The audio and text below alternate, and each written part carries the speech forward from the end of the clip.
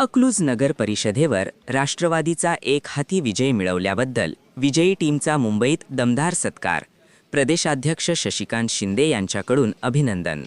नमस्कार, आपण पाहत आहात महर्षी डिजिटल न्यूज. आता पाहूया सविस्तर बातमी. राष्ट्रवादी काँग्रेस शरदचंद्र पवार पक्षाने अकलूज नगर परिषदेत मिळवलेल्या एकहाती व निर्विवाद विजयाच्या पार्श्वभूमीवर मुंबईत विजयी पदाधिकाऱ्यांचा भव्य आणि उत्साहपूर्ण सत्कार सोहळा पार पडला. पक्षाच्या मुंबई येथील मुख्य कार्यालयात आयोजित या कार्यक्रमात प्रदेशाध्यक्ष शशिकांत शिंदे यांच्या हस्ते नगराध्यक्षा रेश्माताई अडगळे, उपनगराध्यक्ष शिवतेजसिंह मोहिते पाटील आणि सर्व विजयी नगरसेवकांचा गौरव करण्यात आला. अकलूज नगर परिषदेवर राष्ट्रवादी काँग्रेस शरदचंद्र पवार पक्षाने स्पष्ट बहुमतासह सत्ता स्थापन करत स्थानिक राजकारणात आपली मजबूत पकड पुन्हा अधोरेखित केली आहे.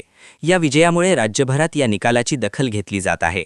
सत्कार सोहळ्यात क्रांतिसिंह माने पाटील, सचिन देशमुख, विशाल मोरे, नासिकाबा सोनवणे, मोहसिन शेख, विलास क्षीरसागर, अझहर शेख, मिलिंद कोतमिरे, युवराज दोरकर, वैशाली भोसले, मनीषा तिकोटे, प्रियंका गायकवाड, मंदाकिनी पाडोळे, मृदुला सूर्यवंशी, प्रतिभा गायकवाड, शीतल बनपट्टे, रेश्मा तांबोळी या नगरसेवकांचा विशेष सन्मान करण्यात आला.